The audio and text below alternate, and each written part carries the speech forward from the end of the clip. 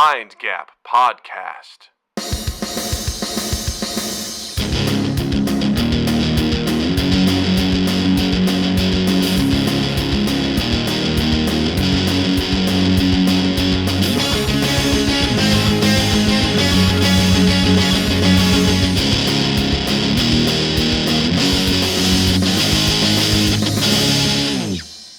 Welcome to Mind Gap Podcast. I'm Doug. I'm Justin. And Doug, tell me a story, preferably not about spiders. First of all, welcome back, baby. We're glad. Thank you. It's good to be back. Awesome. Thank you to Jill for filling in last week. It was great. Being a fucking all-star. Yeah. I want to put together a little, a quick, if you watch that video, whenever Jill's like on camera, you can see Bruno off to the side. And I want to put together a compilation of just how much more comfortable he gets throughout the video. Oh, really? Because he starts like very chill, and then he just starts to slowly melt and get more comfortable. At one point, he just flips over on his back, and then about 80% of it, he gets down and gets up in Jill's face, and then he's gone the rest of the episode. But it's just like, I just kind of I grabbed the tracker and just spun it across. You just see him just get comfortable. He just gets so comfortable, and I was like, that's fun. That's funny. Love that. Love that. Anyway, story for you, my friend. I want you to put yourself in the mindset. You're like, let's say you're 21, 22. All right. Okay. Your best friend in the whole wide world is a girl.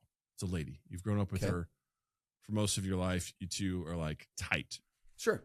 You hang out with her family. She hangs out with your family. You guys are like solid, super, super duper tight, everything like that. One summer, your dad is separated from your mother, and he's like, "Hey man, I'm going on a trip to Thailand." And you're like, "All right, man, have fun, cool." And he's like, "I'm going by myself." You're like, "That's cool, no big deal, whatever." You don't think much of it, and then you're on Instagram one day, and you see there's a photo of your best friend in Thailand with your dad, and you're like, "Wait a minute. What's going on there?" I have questions. And she comes back and she's like, "Hey, listen, Justin, I got something to tell you. I'm dating your dad." It's not that big of a deal, but I'm dating your dad. Says you. How would you react in that moment? I would have so many questions.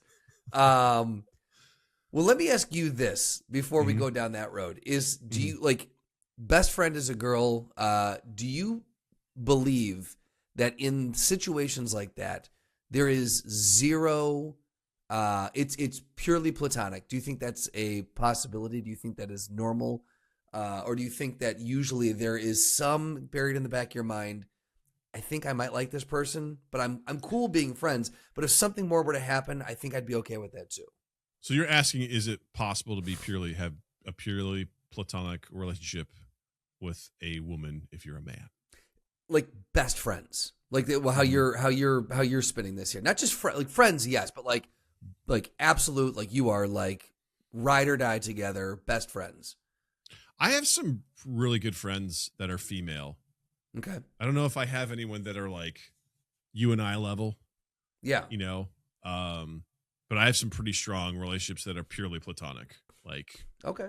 Like 100%, you know. Like if they started dating a relative of yours, you'd be like, odd, but okay. Like, wouldn't be like a jealous thing. It wouldn't. There's definitely no jealousy there. I wouldn't Definitely be like, why are you dating my dad instead of me? You know, you'd have other questions. I'd have to be like, you're not my mom. I need to be clear about that. Like, you will never be my mom. I'm not calling you mom, and I'm not doing that. So, right. And you have no authority over me, so don't do that. That's the next place that we were going to go with this. So the questions, I'd be like, great, you're dating my dad. First off, how in the hell did that go down? Because I need to know. Well, that's a great question. You asked that, and you. Oh, we have intel. So there's actually information about that. Great. There was you threw a party at your house with your dad. I remember and your that dad one, was there. Sure. Yeah, right. Yep. And during that party, your dad and your friend just started chatting up, and like they were both a little tipsy, but like they started getting like, you know, really hitting it off, and at one point they kissed. And then on their own, they're like, I don't know if we should be doing this. And then they're both like, I kind of liked it, I think. And then they essentially behind your back started like, exploring this relationship. And then ultimately he's like, I'm going to Thailand. You should come with me.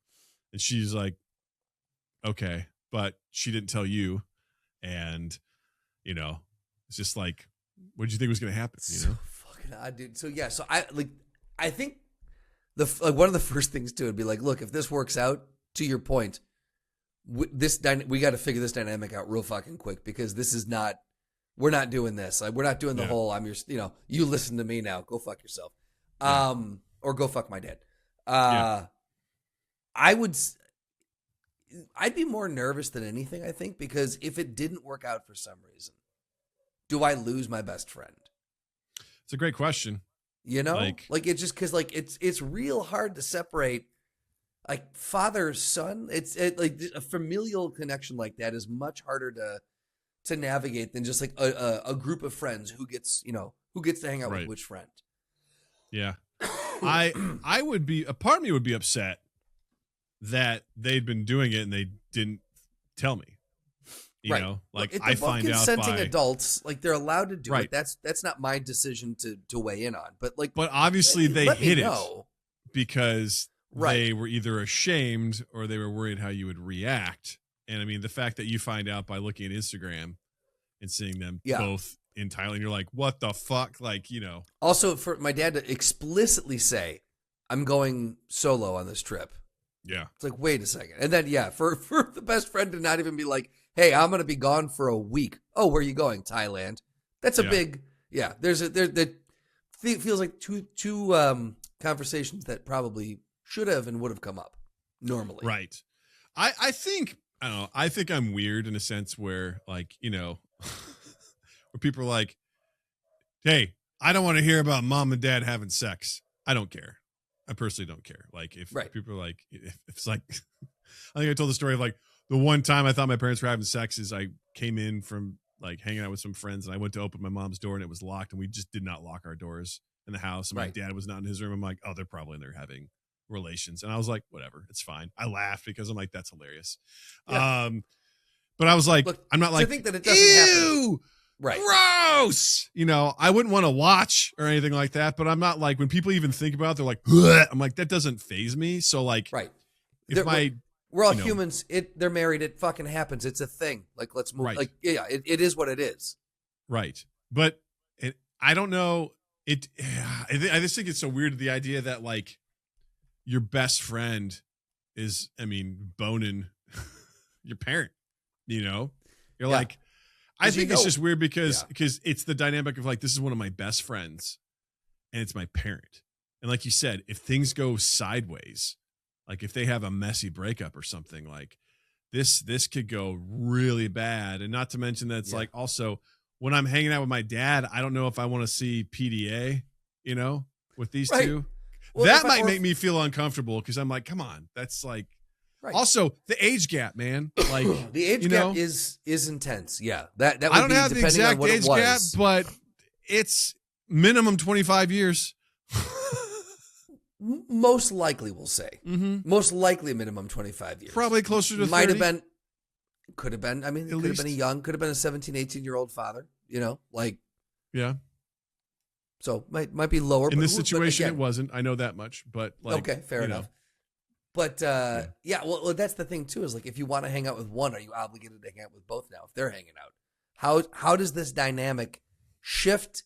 Again, even if the relationship does work out, I feel like I've lost my best friend because I think now it's they're messy. More so my father's partner than my best friend. It's like, you know, Paul Atreides being like, there's a narrow path through that I can see where this works. But it's very specific. And that's the same with this. I'm like, I don't see this really working out. And I think you are unwise to pursue this. I think this is a bad idea. I respect your feelings. You are consenting adults. You're free to do what you want to do. But also, you are not free from consequences. So just know to be like, hey, we both want to do it. I'm like, okay, but great. I don't like either of you now. So there's that. That's weird, So are you okay with that? I don't know. Because on the flip side, they also have to respect. However, if you feel uncomfortable with it and you just want to remove yourself from the situation or from the relation, like the friendship and then the parent-child relationship, if you want to remove yourself from both relationships, they have to respect that too. On the other side, they can't be like, "Wow, you're getting all bent out of shape." No, you guys wanted to do this. This is my choice to be like, I don't want to be a part of whatever this is because it's weird to me now. What's the weirdest relationship? This is a weird segue, but it's like, what's the weirdest relationship, like, sort of like either start or way that you begun a relationship that was like complicated? That you personally like have done. Personally? Yeah. I mean, one that I probably shouldn't talk about. If we're going to get into like specific details, we'll just say that I wasn't fully out of one relationship before another one started, and it was an extended runway, we'll say, and that was not great. Extended runway. I had similar ones when I was in high school as a senior. Yeah. I started like this girl and I really hit it off, but she had a boyfriend and her boyfriend sucked. He was awful. Yeah. And we both just like had a strong connection, and I was just like, we kind of started dating while they were still dating. And didn't go super well. I think like they eventually broke up, and her ex-boyfriend pulled up outside my house at night and started shouting out at my window to come out and fight him on my front lawn. I didn't know that because I was sleeping in a different room that night. And so like I had no clue. You were so gone. My brother was off at college, so I slept in his room because that's where the computer was and that's where the music from Napster was. And I had this endless playlist that I slept to, so I just had the music on. My mom had to call the cops, and I had no idea. No, they had to call my mom's like, "Did you hear what happened last night?" I was like, "What?" She's like, "Jason showed up, was screaming up at you. They told you to come out and fight. I had to call the cops." I'm like, "You did?" I had no idea. I was sleeping to Hoobastank, There could be no other late 90s, early 2000s band that you'd be sleeping to. That's perfect. No. Yeah, it was perfect. Followed up by Lit, my own worst enemy, The songs you dream to. And so there was that. Now that's what I call dreaming, volume 3. Yeah. So there was that. And then, that relationship ended before I went to college. And then I go to college and I meet Jill, and Jill has a boyfriend. And Jill and I hit it off, and I'm like, "Oh boy, here we fucking go again." Here we go again. And I told her, I was like, "Hey, listen, I've been through this. But this is the same situation. Her boyfriend sucked. They weren't happy. She was asking me for advice with how to handle things. I'm like, and I was practical Doug. I was helpful, but he was a shitty guy. Yeah. And she and I just like, we had a connection, and then, hey man, it happens. I get it.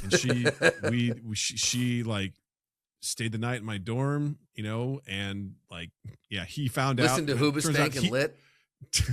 Some Slipknot, Blink-182's Take Off Your Pants and Jacket, and like her boyfriend was also like kind of seeing another girl anyway, but he had the audacity to call me and leave me a message being like, he's just like talking all sorts of shit on my phone. And I was just like, "Hey man, I'm sorry, but Jill and I have we're them's the it breaks, works, brother. Man. Sorry. Yeah.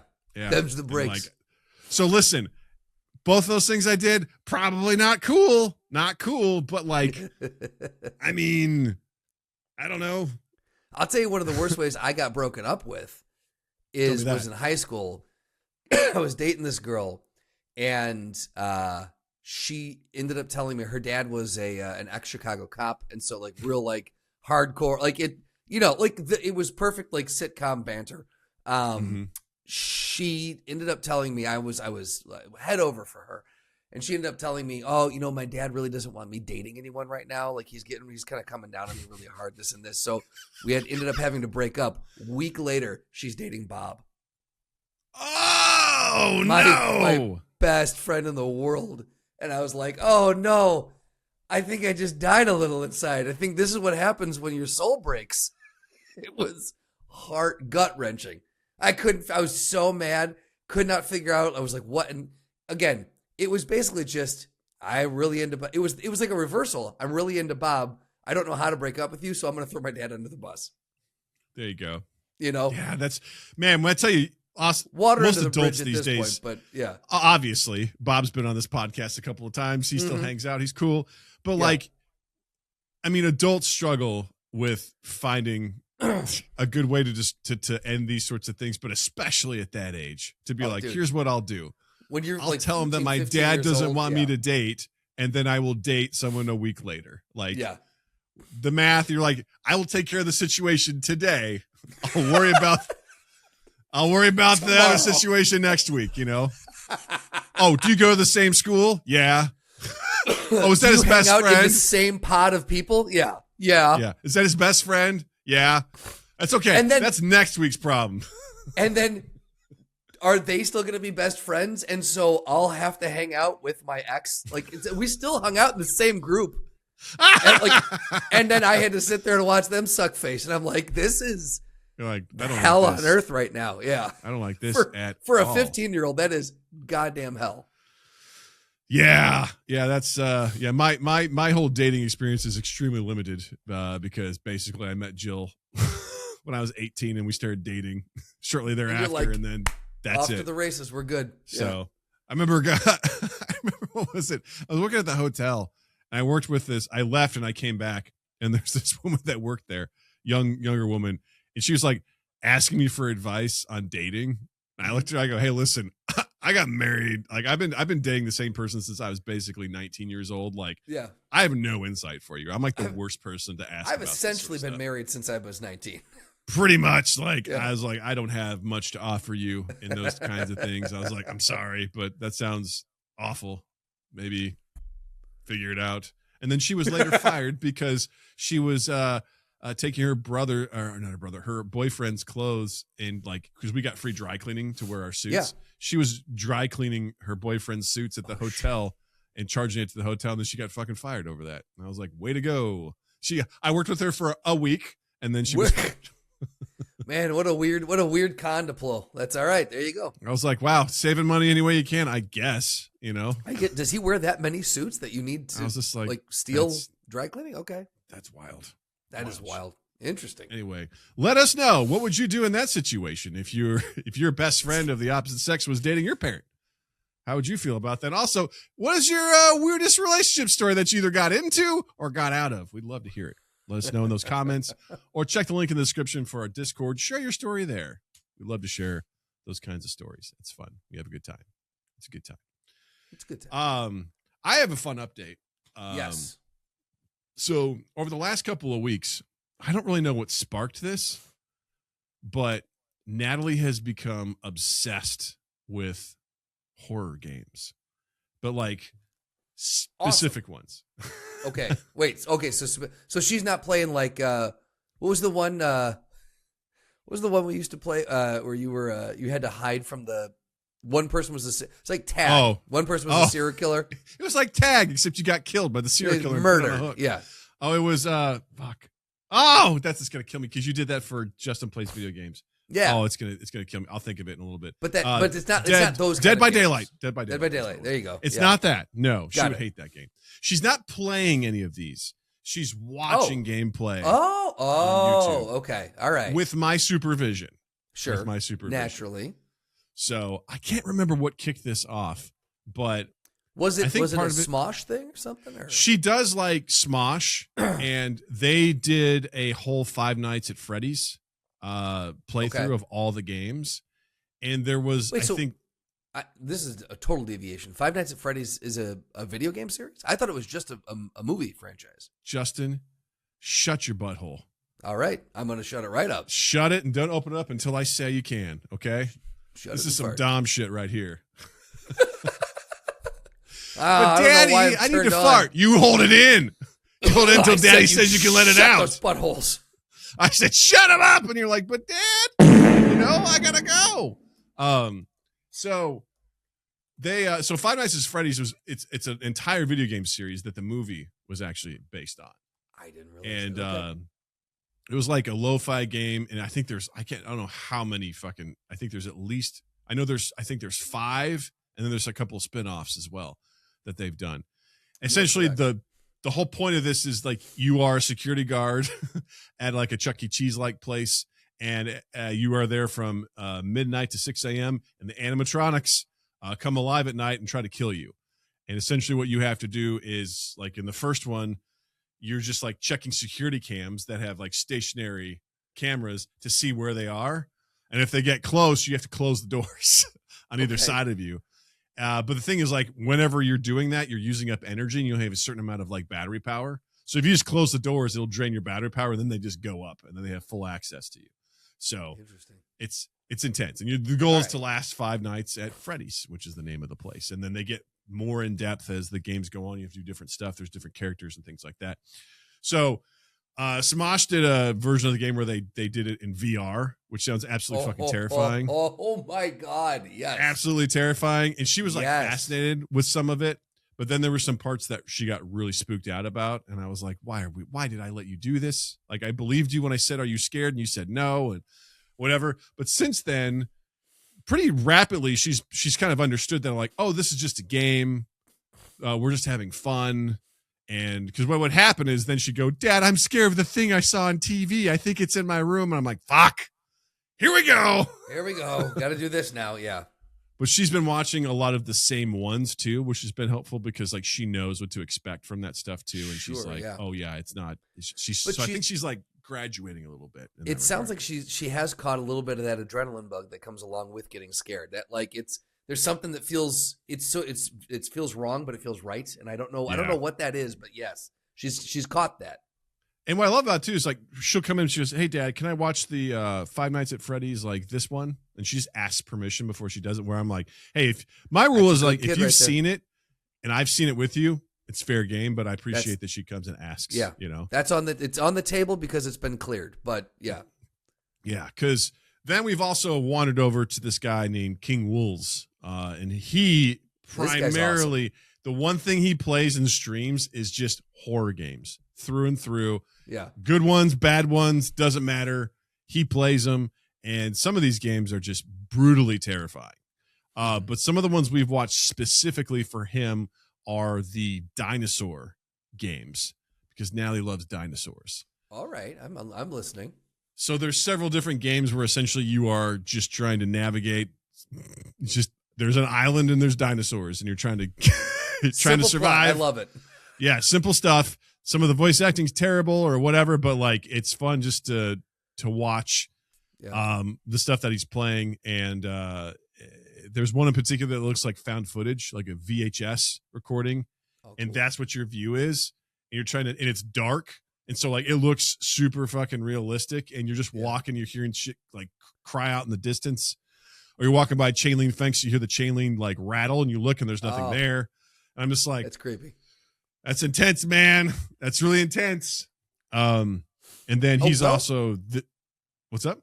I was gonna say a well done horror game is there's nothing like it. I'm not a huge gamer, but watching I've seen a lot of his, and a well done one can be anxiety inducing.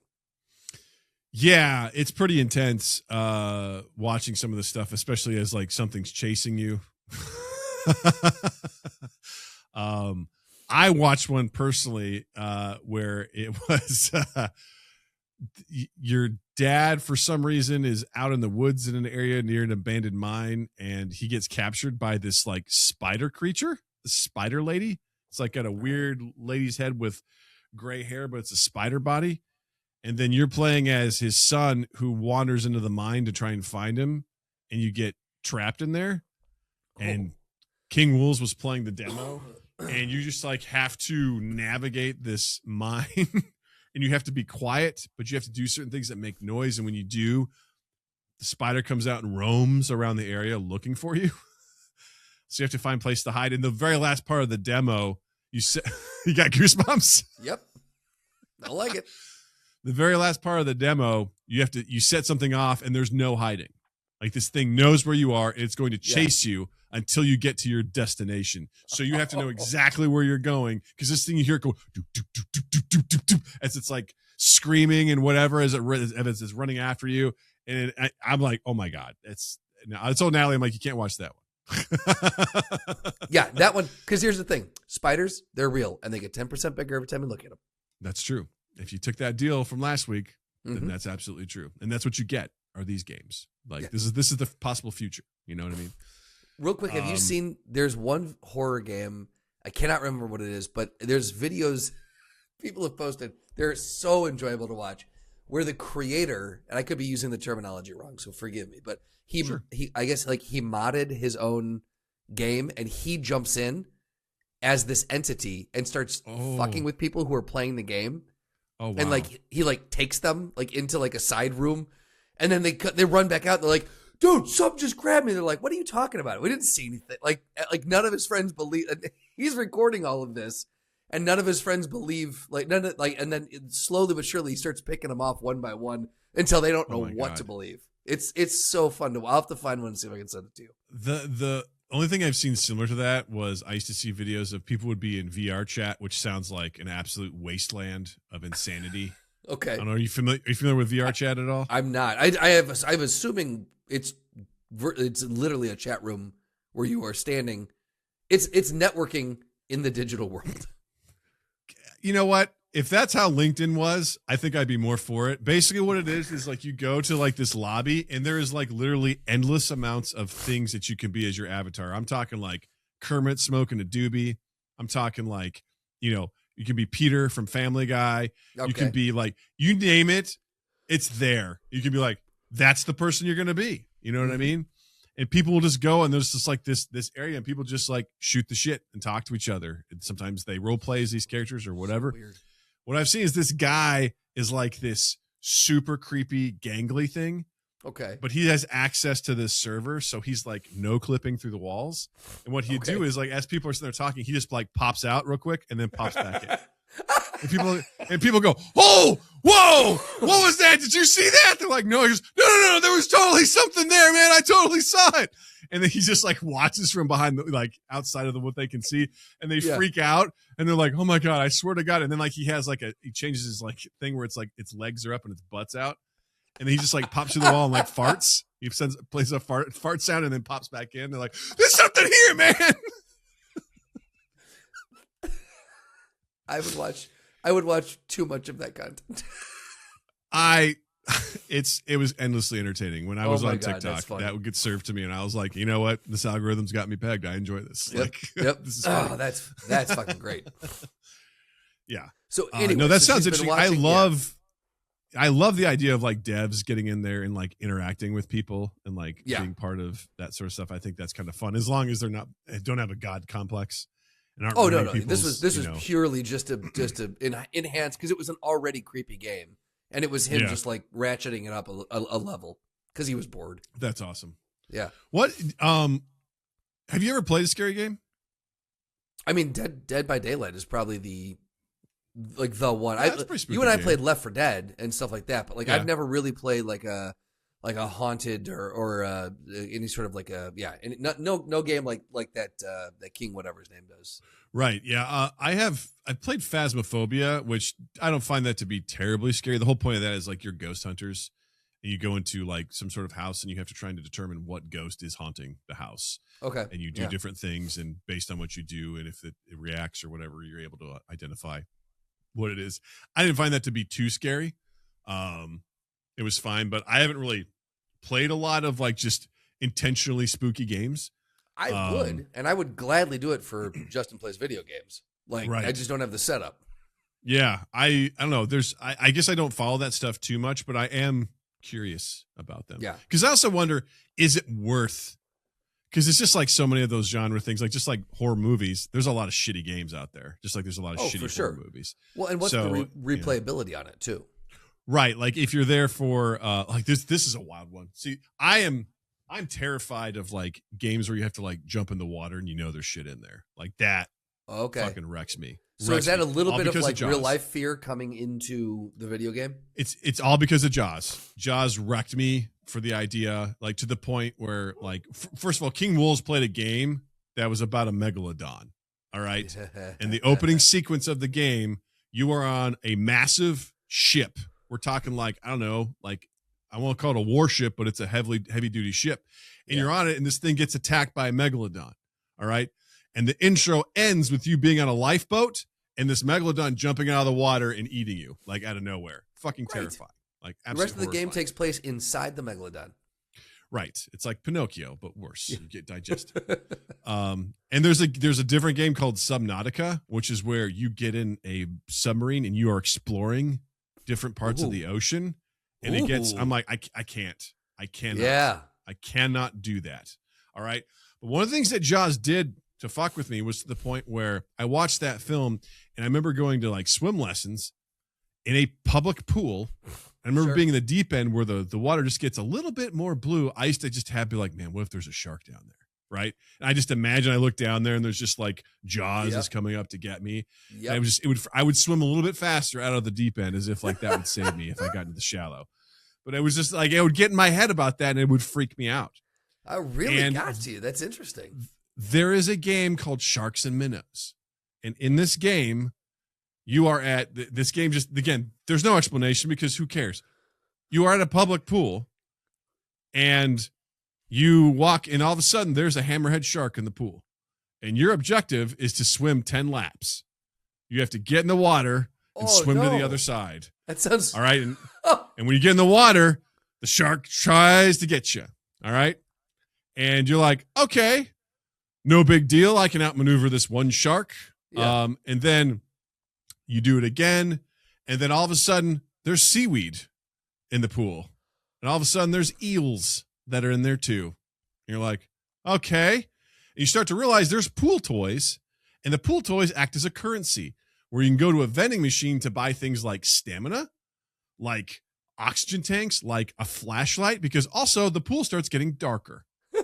And as you dive down to look for pool toys, all of a sudden you realize one of those shiny toys is an anglerfish and it eats your face. And so like the pool gets progressively more terrifying and you have to get the pool toys because otherwise you're fucked because you need that to regain your energy and stuff like that. So early on, you're like, I'm not messing with this one shark. So you leave behind all these toys. And before you know it, you don't have enough to buy something you really need. And you're just getting absolutely decimated in this pool. And it's crazy. Horrifying, dude. I was like, this is my worst nightmare. No, I wouldn't play that. I'd do it for the stream.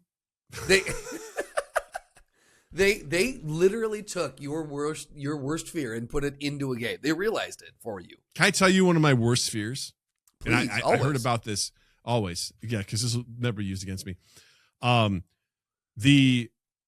I actually just saw this recently. It was a story about Hollywood, or was it? It was Halloween Horror Nights at Orlando Studios. Okay. Back when the Jaws ride was still up and running. Yeah. They did a little extra thing for the Halloween part where they had apparently this killer clown that sort of came out every year, and they had someone playing this clown and this other person. And during the ride of Jaws, he kills somebody. Like, so it's like a little bonus thing that the ride goes as normal, but like there's this little sequence where he's like, ha, ha, ha, and he kills somebody. Well, someone beforehand had loosened the harness so they could do like a little flip on the platform.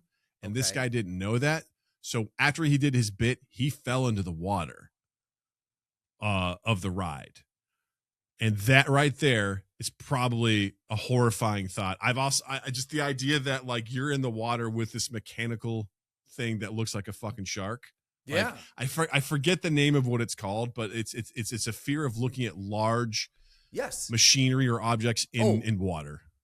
Oh, specifically looking at large machinery in water. I forget what it's called, but like I saw a video of like what does the Jaws ride look like in between boats that come by. Yeah. And it's just like this shark that's just sitting in the water, not moving. And that to me it puts fear in my heart and my soul. This thing that looks like it could kill you, but it's actually not real. And submechanophobia. That's what it is. Is the intense fear of partially or fully submerged man-made objects such as large machinery, propellers, turbines, shipwrecks, and open water.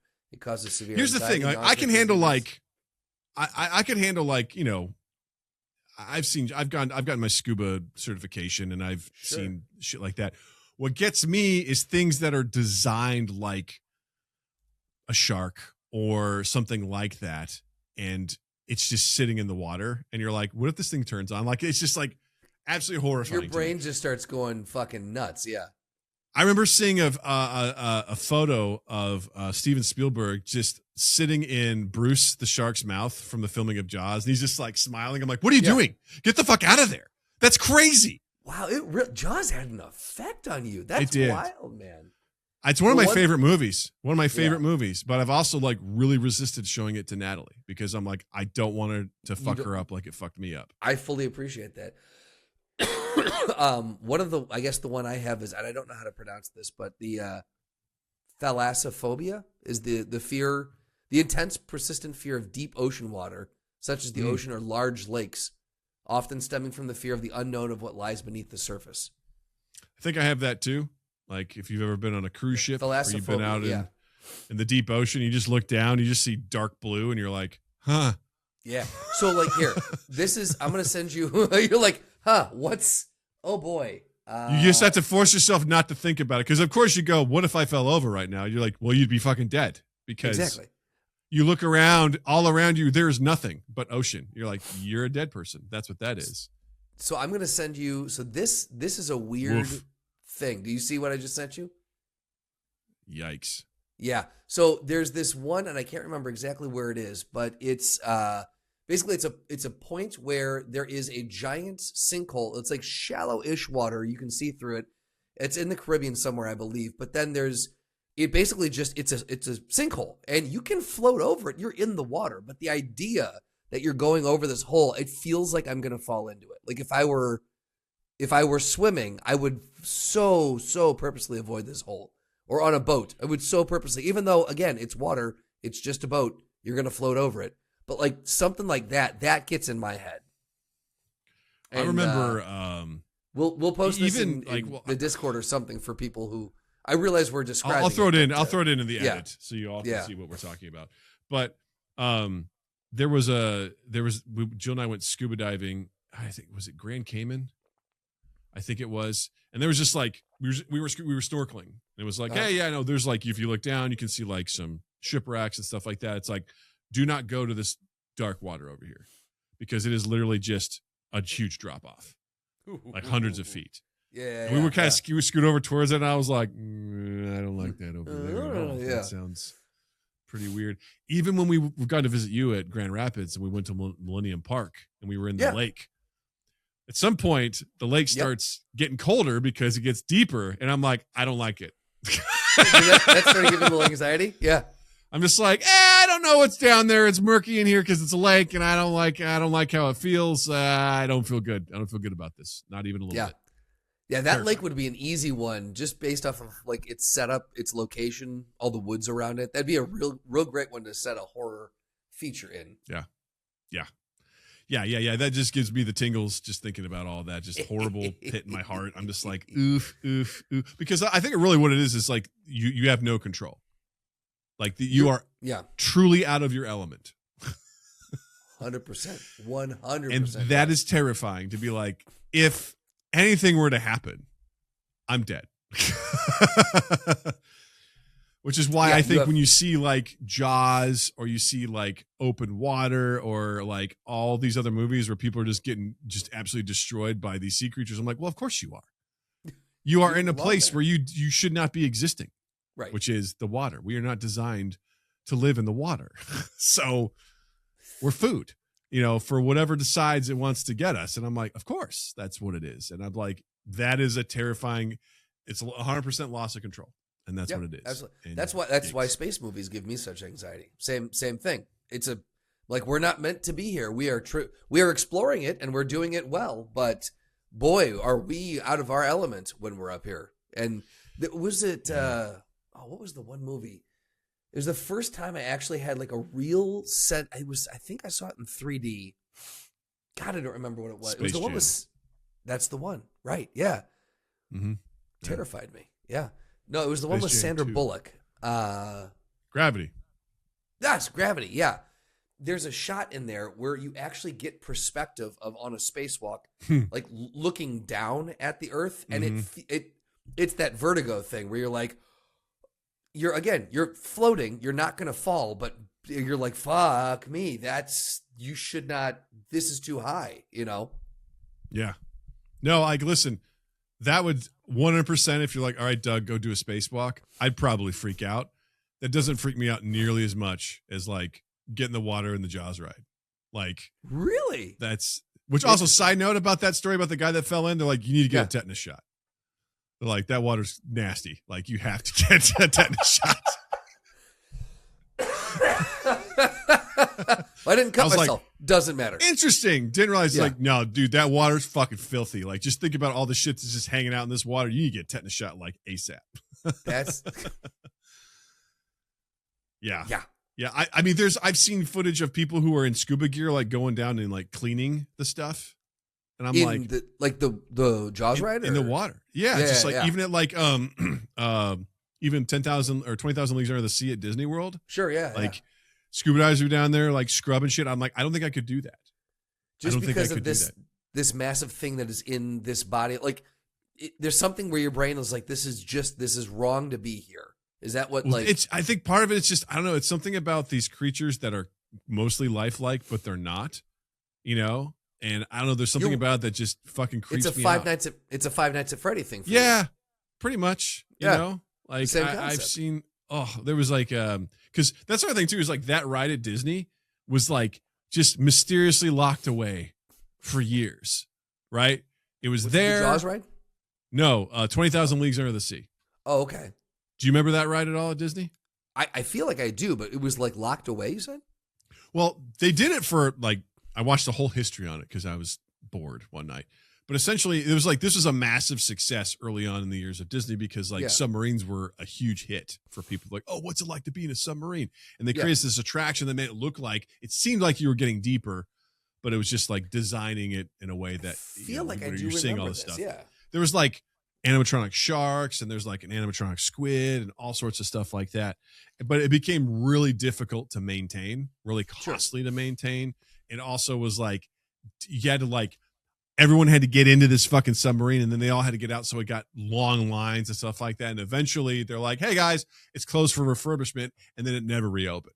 Got it. Like they just started dismantling it for bits by bits. And they just had this open lagoon. Like for the longest time, I remember going there and being like, what are they going to do with this? You could see the track where the submarines would run and everything. It was just like, here's this lagoon where it's just got a bunch of shit in the water. And they're just left it alone.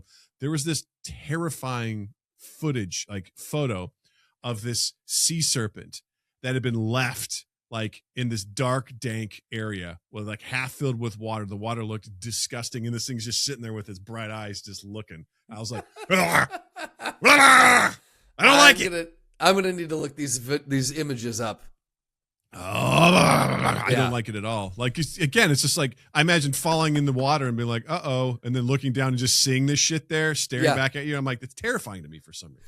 I hate it. I had no idea. That's wild. I know. I'm just like, it all stems from Jaws. And I tell you what, man, I loved going on the Jaws ride at Orlando Studios, and it fucking freaked me out too. Fucking freaked me out. This giant thing coming out of the water. Like, and not the shitty one too. From like the tram ride, we were like, we're going to see all the different stuff. It was the standalone Jaws ride that was so intense they had to tone it down. See, I don't remember that one. I remember the tram ride of like where like that the half shark came out of the water, or like it was the tour that went wrong, wasn't it, or something like that? Yeah. It was a combination of like, oh, it's earthquake, you know, and all this sort of stuff, and then you go by the water and this janky thing comes out of the water. I'm talking about the standalone ride in Florida, where it's literally like, this is the Jaws ride. And you get in a boat, and there's an amazing actor who has to go through all this sort of stuff, like, welcome to Annabelle Island, and blah, blah, blah. And it's like, oh, no, we're getting a call. Someone needs help. And you go, and you see this boat is sinking because it's been attacked. There's like a fisherman who's like, whoa! And the thing goes over, and like fake blood comes out from underneath it. And then like you see a fin, and you're like, oh, my God. And then you go into the shed, and it's dark. Oh, no, yes. Yeah. And then all of a sudden, Jaws comes out from the dark to attack you in the shed. And then you go out, and then it's like, there's the power line sort of sequence, or like there's gasoline. They shoot it, and then it catches on fire. There's an explosion, right? Yeah. And then this thing comes up out of the water. It's like smoking, It's like on fire, and it was like so intense that I remember I had to like close my eyes and hold my breath because the smoke was so intense. Like I loved it, but the idea of falling in that water I would die of fright. Of just knowing that this thing was in the water. It's just terrifying. It's not real. I know that, but I don't know, man. My psychology just goes bonkers when I think about that. It's insane. There you fucking go. I do know. I feel so fucking stressed out right now. Just thinking about all this stuff and talking about this sort of stuff, and I'm like, I don't like it. There's so the thing is, like, yours is so obviously there's a name for it, but yours is so specific. I'm genuinely dying to know from the Mind Gap crew, from anyone, like, post in Discord, post on our social, like, what anyone listening, what are your phobias, and get as specific as possible. Like, do you have a broad phobia, but yours is like, if this, that's the worst possible scenario of this? Because phobias are just fascinating to me, the psychology of phobias. So I'm dying to know. Right? What affects one person but not the other? You know, just some people are just like, I can't fucking birds. They freak me out, man. And my sister-in-law can't stand birds. Yeah. There you go. Like, there you go. It's like, for whatever reason, like, people just absolutely are terrified of different things or whatever. And I'm like, man, there's like, for a while, there's like a fear of like holes, like on objects or something like that. It's like, they used to have the you know what I'm talking about, right? Like, I know there's exactly these stupid, what you're talking about. shitty ads, like at the bottom of like a news page. It's like holes in something or in an arm or something like that. It looked like there was like something, I don't know how to describe it, but it was like, that's fucked up, and that drove people nuts, you know? Yeah, absolutely. Yeah. It's almost like a birth phobia. Right. Fear of balloons. Some people are like, I'm terrified of balloons. Can't stand them. I don't know what it is, but like, I can't be around them. Like, I'm like, hey man, no judgment. All right. Fears. I'm scared of the Jaws shark in the water. That's mechanical. There you go. You got to. So, guys, my spider is Doug's Jaws shark in the water. There you go. I also don't like spiders, but like that again, like you give me a choice, I'm like, I don't know, man. I don't want to get in the water. You'll take spiders 10 times out of 10 over the Jaws shark in the water. I guess even playing ground. I guess I can at least move. I found a black lace weaver, 2 in the basement, and I almost set my house on fire. I told Beth, I was like, we might have, if I find a third, we're moving. It's their house now. They've taken over. If they take it over, then no one can have it. We're blowing this place up, man. That's it. Yep. Tell the insurance company what you need to tell them. But it's war now. That's war. Like, I found 2 spiders. They're like, we get it. We'll cover the full cost. Understood. I found 2 spiders. We get it. It's like, hey, you have a spider clause in your insurance. We got it. We're good. You paid. There's a reason I paid extra for that. Yeah. Goddamn right. Well, I feel stressed, so let's play a game. Woo! Let's play a game. All right. So we're going back to The Verdict, the Letterboxd game. Yes. If you're not familiar, essentially, I've scanned Letterboxd for some reviews of movies, and Justin he's going to hear the review of the movie, and then he has to tell me, guess what the star rating is out of 5 for it, and then for funsie, try and guess what the movie is. So, Justin, are you ready? I was born ready. All right, here we go. Here's your first one. An iPhone alarm went off, and that jolt of adrenaline was the only time I really felt anything during the movie. How many stars? 1 star. That is 1 star. That is correct. Do you want to guess the movie? Was it, oh my God. I'm going to say it was Rocky. Wow. It's Super Mario Galaxy. Shots fired. No, I love Rocky. But yes, Super Mario Galaxy. Did you see that movie? No. Okay. No. I'll probably see it when it comes out on streaming. Natalie really wants to see it. I'm like, we can wait. It's fine. She's already stopped asking, so it's fine. Good. All right. Next one. This is what 13-year-old me thought was going to happen when I shaved my pussy for the One Direction concert. 5 stars. 2 stars. 2 stars. This is what I thought was going to happen when I shaved my pussy for the One Direction cut. It's Almost Famous. No, it's The Idea of You, starring Anne Hathaway, Nicholas Galitzine, Ella Rubin, Perry Matfield, Reed Scott, all those good people. Cool. Yeah. You know what I'm talking about. Yep, that one. That old chestnut. Yep, that old chestnut. All right, next one. Oscar-worthy performance by Leo pretending to like women his own age. 4 stars. 2.5. Oh, they're all low. Wow. Yeah. All right, these are stinkers this week. Pretending to like women his own age. Is this one battle after another? This is Don't Look Up. Got it. Yes. Oh, yes, 100%. You're like, oh, I get it now. I get it. Yeah, totally. All right. This one will make more sense if you know what the movie is, but here we go. Yeah, I don't want to make sense. Average day for Wii Sports players. How many stars? Average day average, I'm going to say 3 stars. 5 stars. Damn it. Average day for Wii Sports players. This is going to be Super Mario 1. The original Super Mario movie. This is Challengers. Challengers. Yes. The film with Zendaya and the absolutely. 2 dudes and the sexiness playing tennis. Average day for Wii Sports players. That's right. That might be my That was favorite like one so far. I was That's like, it's the best funnier review. once you're like, oh, I get it now. This is Yep. fucking funny. All right. I got 3 more for you. All right. Okay. How are you going to birth the chosen one with unlimited, undiscovered power destined to unite the civilizations in the far reaches of the universe and call him Paul?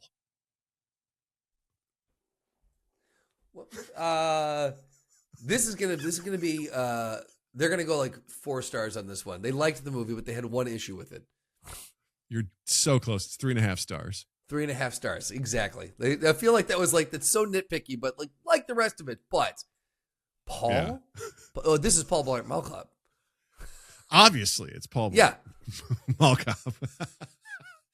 This is for Dune. So very good. Oh, Justin. yes. I thought that was Okay, so yes, funny. yes, You're like, yes. look at all this and his names. I also heard people be like, oh, look at all these names. You got Baron Harkonnen. You got right. what's the other guy? The one that Austin Butler plays. Fade Rotha, and then there's Duncan, Idaho. Duncan, Idaho. Duncan, Idaho. It's like, well, okay, there we go. Cool. All right. Here's our second to last one. We as a society simply have to make sure that Mr. Beast does not ever watch this film.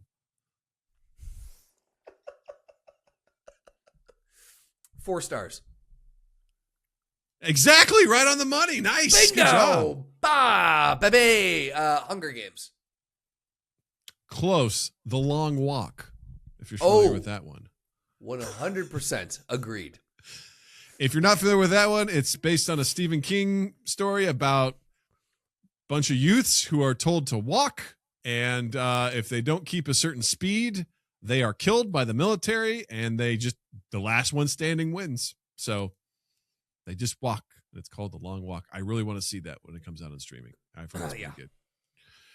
All right, last one. Here we go. So many relatable things about this movie. 1, being drawn to an ugly, evil guy, and even though everyone's against it, you just can't help it. 2, having to trick your husband into thinking he's saving the day so you can save the day. And 3, not wanting people in your house for too long.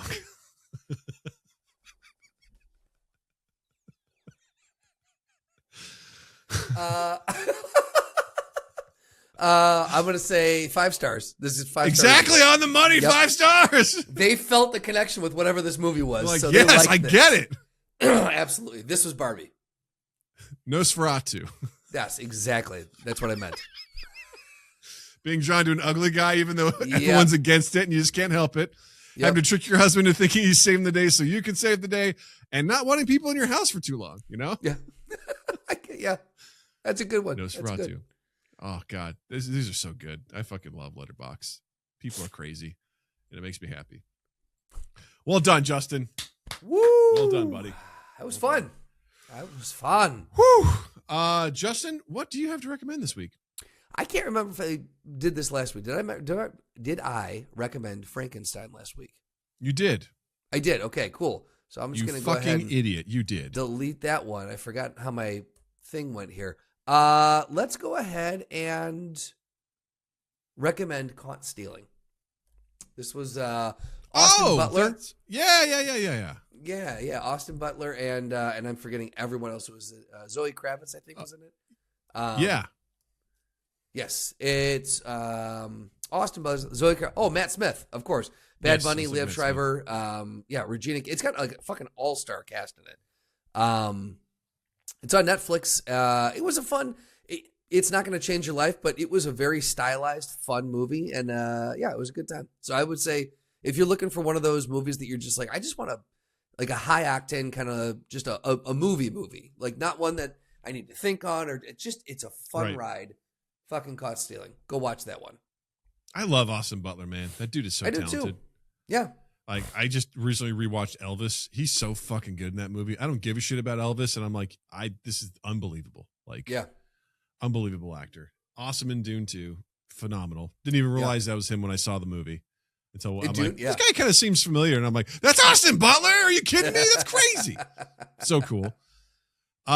This week I'm going to recommend Wonder Man on Disney Plus. Oh, really?